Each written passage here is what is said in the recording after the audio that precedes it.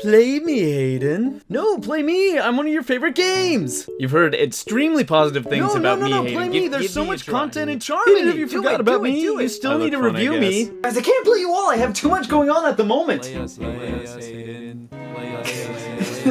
There's too many games. There's way too many. There's too many games. Too many. There's too many to play. I just want one. I just want one. Ring, ring. Hello? Would you like to play Minecraft Dungeons? Yeah, I'll play. Yeah! Minecraft might be one of the biggest video game franchises out there. I mean, there's so much game here. You could literally play it for years and not get bored. With such a big franchise, it makes sense to branch out into other styles. There's only so many times I can buy the same game, guys. What? There's two different versions on the computer? Their first time branching out into other games was Minecraft Story Mode. I mean, you know what? Does this one count? And then some app thing, and then the third delightful departure is Minecraft Dungeons. I remember seeing this game during E3 and I thought, well, it's cool. It's a game in the same vein as a dungeon crawler. Baby's first Diablo, which, I mean, isn't really a bad thing. Alright, let's get this big boy going. I don't have a physical copy, so let's just imagine I'm putting it in the game. Oh, son of a bitch, Microsoft. Alright, let's link this and get going. Story's mostly background through this game, but it's greatly accepted. They threw in a very fun animation about this guy, and he gets his hands on a MacGuffin. I forget the name, so that's what we're calling it. This MacGuffin has the power to grant him power. I don't really know. And anyone who defies him gets slaughtered. Go stop him. You get to select your own character, and I'm a big fan of flannels here, so that's what we're going for. As Matt stumbles like a fool trying to set up his Discord and buy the game, I figured I'd goof off a little in the single player to get a feel for this game. Did it stop? Oh, okay, thank God. If there's anything I don't like in this tutorial, they wait for you to get attacked and then give you the prompt on how to defeat them. It's always like, I get started and I'm like, oh God, what did I do? And now there's an arrow in my face.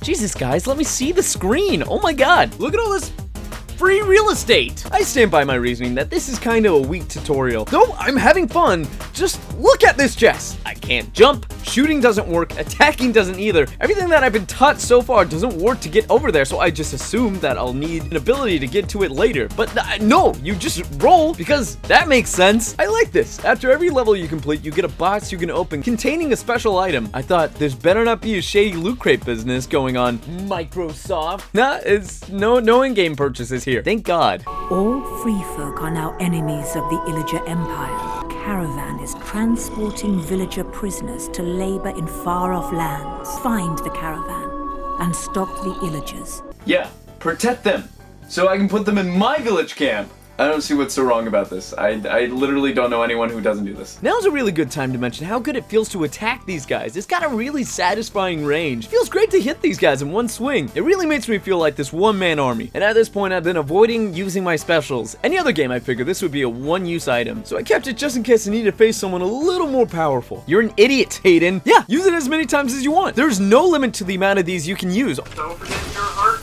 Zero. I forgot about my Archeo. Oh, I used it, but it was a bad time to use it. There was no one there when you finally... Only drawback is you need to wait for a cooldown period till you can use this item again. And thank God! I've experienced way too many games where I've had a special item that I save forever just in case I need it for a special occasion. So, in reality, I never use it. You probably see me not using my health items too, and that's for the same reason. I was getting frustrated that I was just pressing the buttons to get used to this controller and I'd accidentally use one. And at the point I realized, wait, I can just keep healing? Then how do I lose? Jesus!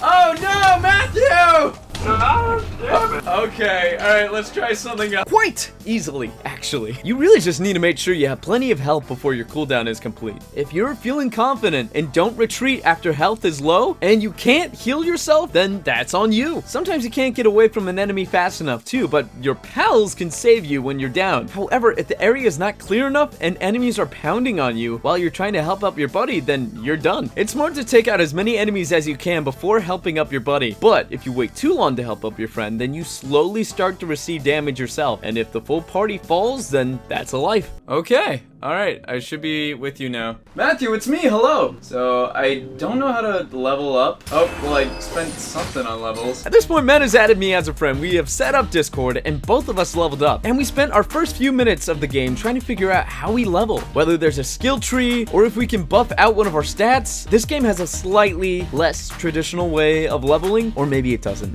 For all I know, all dungeon crawlers do this. Every time you level up, you can receive one of these purple things. You can use these to enchant your weapons, and each weapon has a random enchantment on them, sometimes more than one. It could be every single time you swing your sword, you receive 5+ more health, or every time you attack an enemy, they attack 20% less damage to you and your teammates. It's all really fun trying to find which skill best suits you, and depending on what kind of playstyle you're going for. I was hesitant to put any in any category because I figured that thing would be gone forever, and I couldn't put it in a more powerful armor slot. But once you salvage that piece, oh, there you go, you get the power up back. How kind is that? The only drawback is you don't get the item back once you've salvaged it. It's gone. You really want to put armor into classes you're aiming for. Yeah, you don't get to pick your class in this game. Instead, you want to put weapons that support you more in a style that you want. If you want to work mostly on bow, then you want the bowsman armor. Or if you want to let your pets do most of the fighting, then you got that too. Have armor that gives me a bat. The bow makes so my pets can now attack. So now I have a bat that will attack things for me. No way! How'd you get that? Oh, that's so cool. What are you gonna name your bat? I don't know. What's a good for a bat? Barry the bat? Barry's a good name. We'll just let Barry do all the hard lifting.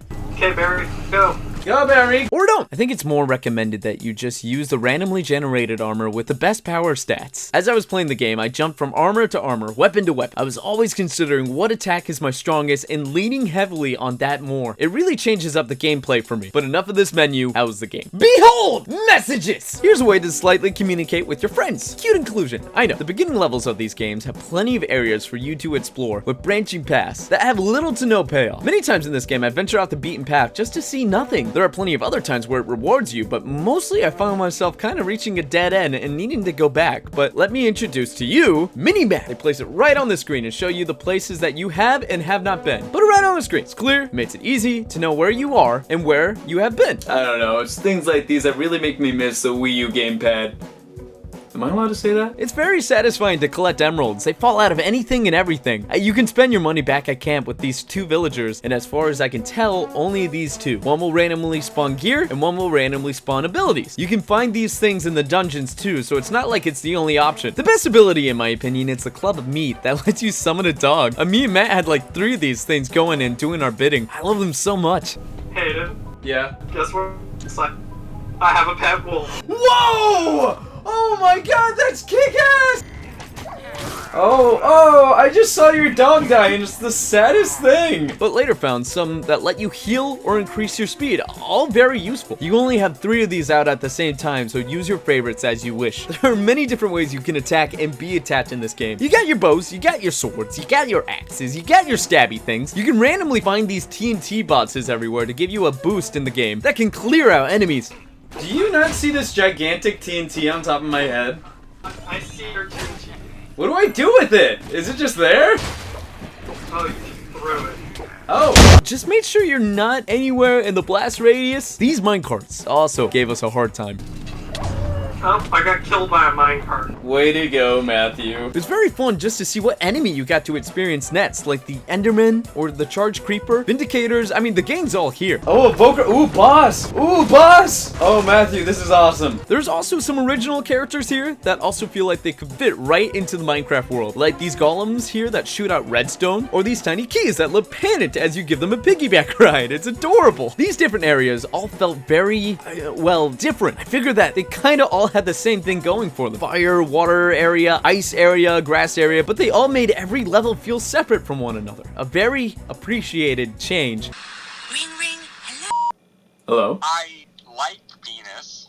Oh, word. Later I had another friend join me for a few levels. Even though he was greatly underpowered, he was still able to keep up. The more people in your party, the more of a blast this game is, I swear. Of course, it's built around that too, you know? It was just great. Me, Matt, and Nate had fun trying to complete this thing. We experienced traps, heartbreaks, and betrayals. Nathan, please, do your job. Help! I'm dying! Oh god. I got the lava and I died. To do kill self. Guess it's time to restart. Yeah, we only get so many of those, Nate. I'm sorry, yeah. Way to go. We were relying on you to carry. The last area of this game may have been the most interesting. You literally killed this guy's entire cooking staff.